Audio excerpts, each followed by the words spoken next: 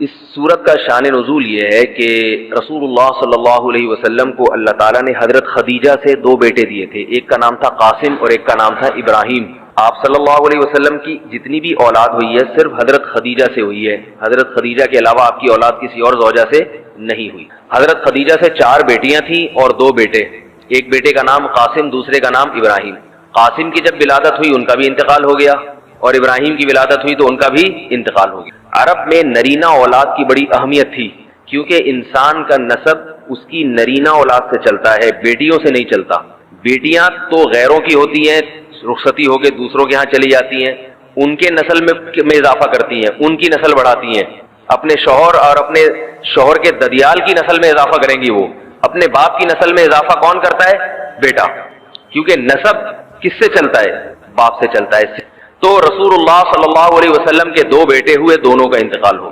عرب میں بے اولادی کو بھی معیوب سمجھتے تھے، کیونکہ آپ کی نسل چلے گی بیٹوں سے، اور بیٹے ہیں جو باپ کی بہت زیادہ عزت کا ذریعہ بنتے ہیں۔ بیٹیوں کے اپنے فضائل ہیں، لیکن ظاہر ہے نسل بیٹیوں سے نہیں چلتی۔ تو جب نبی صلی اللہ علیہ وسلم کے دونوں بیٹے مر گئے، دنیا سے چلے گئے، تو عاص ابن وائل بہت بڑا دشمن تھا اہل اسلام کا، وہ اور قریش، دیگر قریش، وہ یہ کہنے لگے کہ محمد صلی اللہ علیہ وسلم معاذ اللہ ابتر ہیں۔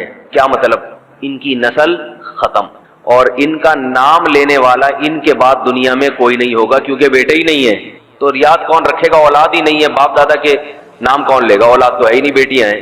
سمجھ رہے بات کو؟ آپ صلی اللہ علیہ وسلم کو اس طعنے سے تکلیف ہوتی تھی، تو اس پر یہ صورت نازل ہوئی کہ اے نبی، آپ کا ذکر ختم نہیں ہوگا، آپ کی روحانی اولاد بہت ہوگی، باقی اللہ نے آپ کو بیٹا کیوں نہیں دیا، یہ دیا تو اٹھا کیوں لیا؟ اس کی حکمت ایک اور مقام پہ بیان کی گئی ہے، وہ میں بتاتا ہوں آپ کو بعد میں۔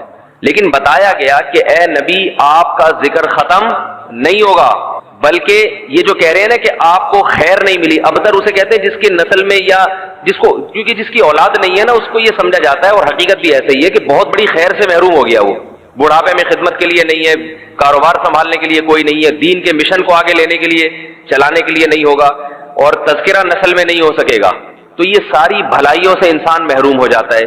تو نبی کو تسلی دی گئی، انا اعطینا الکوثر، اے نبی ہم نے آپ کو خیر کوثر کہتے ہیں خیر کثیر کو، بہت زیادہ بھلائیاں ہم نے آپ کو عطا کر دی ہیں۔ کوثر سے نہر کوثر تو ہے، لیکن کوثر کا جو لغوی مطلب ہے، ڈکشنری میں جو مطلب ہے وہ کیا ہے؟ اصل میں حوض کوثر کو نہیں کہتے، بلکہ کسے کہتے ہیں؟ خیر کثیر۔ اے نبی ہم نے آپ کو خیر کثیر عطا کی ہے، جس میں کیا ہے؟ نبوت، عزت، آپ کا قیامت تک تذکرہ ہوتا رہے گا، یہ ساری چیزیں ہم نے آپ کو عطا کر دی ہیں، لہذا ان کے طعنوں سے پریشان ہونے کی ضرورت نہیں ہے۔ ان کے نرینہ اولاد ہوگی تو بھی ان کا تذکرہ نہیں ہوگا، اور آپ کے نرینہ اولاد نہ ہو کے بھی آپ کی روحانی اولاد قیامت تک باقی رہے گی، اور آپ کا تذکرہ بہت زیادہ ہوتا رہے گا۔ یہ خیر کثیر ہم نے آپ کو عطا کی ہے۔ پھر اسی خیر کثیر میں سے ایک خیر حوض کوثر بھی ہے، جس کا نام کوثر اس لیے رکھا گیا کہ وہ ایک پانی کی نہر ہے جو نبی صلی اللہ علیہ وسلم کو قیامت کے دن دی جائے گی، اور آپ صلی اللہ علیہ وسلم خود بھی اس سے پئیں گے اور اپنے امتیوں کو بھی اس سے پلائیں گے۔ اس پانی میں بھی اللہ نے خیر کثیر رکھی ہے۔ وہ خیر کثیر کیا ہے وہ ابھی انشاءاللہ میں بتاؤں گا۔ تو اس کا مصداق یعنی یہ آیت منطبق ہوتی ہے حوض کوثر پر بھی، ٹھیک ہے؟ تو یہ تو اس کا شان نزول ہے کہ اللہ نے بتا دیا کہ یہ جو آپ پر طنز اور طعنے کر رہے ہیں یہ لوگ ہیں جن کی نسل ہے ختم ہونے والی، ان کا نام لینے والا کوئی بھی نہیں ہوگا۔ بڑے بڑے سرداروں کے نام تو لیا جاتا ہے ان کا آج، لیکن اچھے جذبے سے نہیں لیا جاتا، ان کا نام برائی کے طور پہ لیا جاتا ہے۔ یہ تو اس صورت کا ہو گیا شان نزول۔ اس صورت کی فضیلت کیا ہے؟ حدیث میں آتا ہے، صحابہ کہتے ہیں کہ ہم بیٹھے ہوئے تھے رسول اللہ صلی اللہ علیہ وسلم کے ساتھ مسجد میں، آپ صلی اللہ علیہ وسلم پر ایک دم کچھ غنودگی سی طاری ہوئی، بے ہوشی کی کیفیت طاری ہوئی، جیسے وحی میں ہوتی تھی۔ تو اس کے بعد جب آپ صلی اللہ علیہ وسلم بالکل بیدار ہوئے ہیں، نارمل حالت میں آپ صلی اللہ علیہ وسلم آئے ہیں، تو بڑے خوش تھے، اور آپ صلی اللہ علیہ وسلم نے اس صورت کی تلاوت کی۔ اللہ کے نبی پر جب وحی آتی تھی نا، تو جیسے ہی آپ صلی اللہ علیہ وسلم ہوش کی حالت میں آتے تھے تو فوراً ان آیتوں کی تلاوت شروع کر دیا کرتے تھے تاکہ میں بھول نہ جاؤں۔ تو آپ نے فوراً بسم اللہ الرحمن الرحیم پڑھا، اور انا اعطیناک الکوثر فصل لربک وانحر ان شانئک هو الابتر، یہ آیتیں نازل ہوئی اور آپ نے فوراً ان آیتوں کی تلاوت شروع کر دی۔ جب یہ شروع ہوئی تو صحابہ نے پوچھا یہ کوثر کیا چیز ہے؟ آپ صلی اللہ علیہ وسلم نے فرمایا میرے رب نے مجھے بشارت دی ہے کہ قیامت کے دن مجھے ایسی نہر ملے گی، وہ نہر ایسی ہے کہ اس کے جو پیالے ہیں جس سے لوگ پانی پئیں گے وہ چاندی کے ہیں، اور ان کی تعداد ان پیالوں کی گلاسوں کی اتنی ہے جیسے آسمان کے ستارے، اور اس نہر کا پانی برف سے زیادہ سفید ہے اور شہد سے زیادہ میٹھا ہے، اور میری امت میں کوئی بھی اس کا پانی پیے گا تو اسے کبھی بھی پیاس نہیں لگے گی۔ میدان حشر میں جو لوگوں کا سب سے بڑا مسئلہ ہوگا وہ پیاس ہوگا، سب سے بڑا مسئلہ۔ اور کہتے ہیں سمندروں کا پانی بھی اگر پی لے کوئی ساتوں سمندروں کا تو اس کی پیاس نہیں بجھے گی۔ تو میرے اللہ نے مجھے یہ نہر دی ہے، جو میرا امتی اس سے پی لے گا اسے کبھی بھی ہمیشہ کے لیے اس کی پیاس ختم ہو جائے گی۔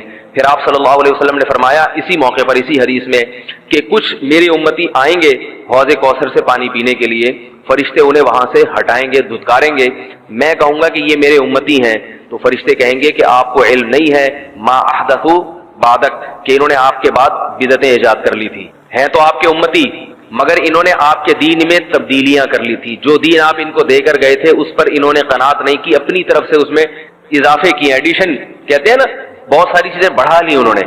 تو اس میں وعید بھی آپ صلی اللہ علیہ وسلم نے بتا دی کہ حوض کوثر سے بدعتی کو پانی پینے کی توفیق نہیں ملے گی۔ تو یہ تو اس صورت کی فضیلت ہو گئی۔ دیکھو اللہ تعالیٰ نے جو ہمیں قرآن میں آیات بتائی ہیں یہ سب ہمیں اللہ کی طرف کھینچتی ہیں کہ ہم اللہ کے بن کے رہیں، جیسا جیسے اللہ کہہ رہے ویسے کریں، اپنے عمل کو درست کریں۔ سورہ بقرہ میں اللہ کا ارشاد ہے لَيْسَ الْبِرَّ أَن تُوَلُّوا وُجُوهَكُمْ قِبَلَ الْمَشْرِقِ وَالْمَغْرِبِ وَلَكِنَّ الْبِرَّ مَنْ آمَنَ بِاللَّهِ وَالْيَوْمِ الْآخِرِ وَالْمَلَائِكَةِ وَالْكِتَابِ وَالنَّبِيِّينَ۔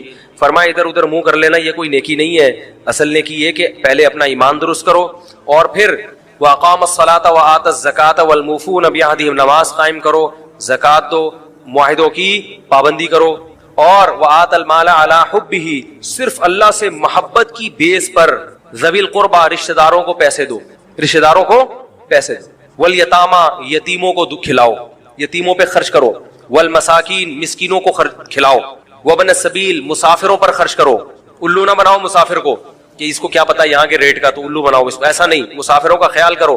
تو یہ 4 قسم کے طبقے پر احسان کرو، اور نماز بھی قائم کرو اور زکوٰۃ الگ سے دو، اور والصابرین فی البأساء والضراء، کوئی پریشانی آئے تو صبر کرو، چاہے وہ مالی پریشانی ہو، فی البأساء والضراء جسمانی پریشانی، وحین الباس اگر میدان جنگ میں لڑنا پڑے تو میدان جنگ میں صبر سے لڑو، اولئک الذین صدقوا، اللہ فرماتے ہیں جن لوگوں کی یہ صفات ہیں یہ ہیں سچے ایمان کے دعوے میں۔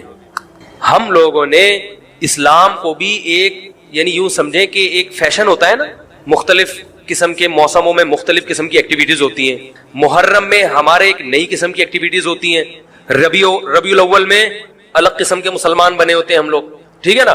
تو یہ 2 مہینے خاص طور پر ایسے ہیں جس میں یہ 2 مہینے کی جتنی ہماری ایکٹیویٹیز ہیں وہ سب ہم اخپل طریقے سے گزارتے ہیں، جس طرح اللہ اس کے رسول نے بتایا اس طرح سے نہیں گزارتے۔ اسلام میں کسی کی یوم ولادت یا یوم شہادت یا یوم وفات اس کو کوئی اہمیت نہیں دی گئی ہے، اگر دی گئی ہوتی تو سب سے پہلے محمد صلی اللہ علیہ وسلم کا یوم وفات کا دن ایسا تھا کہ اس پہ ہمیں غم منانے کا حکم دیا جاتا، اور یوم ولادت ایسی تھی جس پہ ہمیں خوشی منانے کا حکم دیا جاتا، کہیں بھی نہیں ملتا ہمیں۔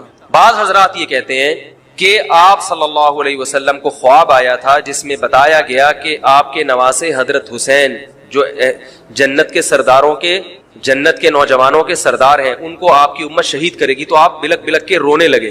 اس سے بعض لوگ استدلال کرتے ہیں دیکھو غم حسین میں رونا چاہیے، تو یاد رکھو نبی صلی اللہ علیہ وسلم کو جب اطلاع ملی آپ کو غم ہوا آپ روئے، تو جب بھی کوئی غم کسی کو پہنچتا ہے اس کی آنکھوں سے آنسو نکلنا یہ نیچرل ہے، تو ایسی خبر کو سن کے آپ کو رونا آ جائے تو یہ سنت ہے، اس میں کوئی حرج نہیں ہے۔ لیکن کیا ہر سال نبی صلی اللہ علیہ وسلم جس دن یہ خواب آیا تھا تو اگلے سال اسی تاریخ میں دوبارہ روئیں، پھر اسی تاریخ میں دوبارہ روئیں؟ بھائی جب غم کی خبر ملی تو روئے آپ صلی اللہ علیہ وسلم۔ حضرت جعفر طیار آپ کے چچا زاد بھائی، ان کی شہادت کی آپ کو اطلاع ملی تو بھی آپ کے آنکھوں سے آنسو جاری ہوئے، تو کیا اب حضرت جعفر کے غم میں رونا بھی سنت ہوگا؟ بولو نا بھائی، اگر آپ صلی اللہ علیہ وسلم حضرت عثمان کے دور میں زندہ ہوتے اور اس طرح بے دردی سے حضرت عثمان کو شہید کیا جاتا تو کیا آپ نہ روتے ہیں بھائی؟ تو پھر حضرت عثمان کی یوم شہادت پہ رونا بھی کیا ہے؟ سنت ہونا چاہیے نا۔ حضرت عثمان کی شہادت کی نبی کو اطلاع ملی تھی، وہ جھوٹی افواہ تھی۔ صلح حدیبیہ کے موقع پر آپ صلی اللہ علیہ وسلم نے حضرت عثمان کو قاصد بنا کے بھیجا، اطلاع ملی کہ ان کو شہید کر دیا، آپ ایسا درد اور ایسا غضبناک ہوئے کہ آپ نے 1400 صحابہ سے موت پر بیعت کی. تو جب آپ کو سچی مچی کی اطلاع ملتی کہ واقعی ابھی تو افواہ تھی, یقین نہیں تھا, جب آپ صلی اللہ علیہ وسلم کو حقیقت میں اطلاع ملتی کہ آپ شہید ہو گئے, تو کیا آپ نہ روتے؟ آپ صلی اللہ علیہ وسلم کو اپنی نواسی آپ کی گود میں تھی, اس کا انتقال ہوا, آپ کی آنکھوں سے آنسو جاری ہوئے. صحابہ نے کہا یا رسول اللہ آپ تو ہمیں صبر کی تلقین کرتے ہیں, آج آپ رو رہے ہیں. تو فرمائیے اللہ کی رحمت ہے, یہ تو اللہ کی رحمت ہے بھائی, اولاد ہے میری. تو کیا جب حضرت وہ جو آپ صلی اللہ علیہ وسلم کی نواسی کا انتقال کی تاریخ آئے گی تو ہم سب روئیں گے بیٹھ کے؟ بولو نا بھائی. تو کہاں کی کہاں لگا دیتے ہیں. دیکھو ہر بدعت کو جائز کرنے کے لیے نا کچھ دلیل ہر ایک کو مل جاتی ہے. تو میں بار بار کہتا ہوں جو شیعہ حضرات ہیں ان کا مسلک ہے, وہ تو صحابہ کو نہیں مانتے, تو ان کا جو مسلک ہے ان کو کرنے دیں, ان کے کام میں ٹانگ نہ اڑائیں, نہ ان سے بحث کریں, نہ ان کے کام میں ٹانگ اڑائیں. بولے بھائی آپ کا مسلک ہے آپ کریں. میں کہتا ہوں جو سنی لوگ ہیں جن کے اصول ہی الگ ہیں ان سے, وہ یہ سب کیوں کر رہے ہیں؟ بھائی یا تو ادھر ہو جاؤ, شیعہ بن جاؤ, کس نے روکا ہے؟ کوئی گورنمنٹ کی طرف سے پابندی تھوڑی ہے.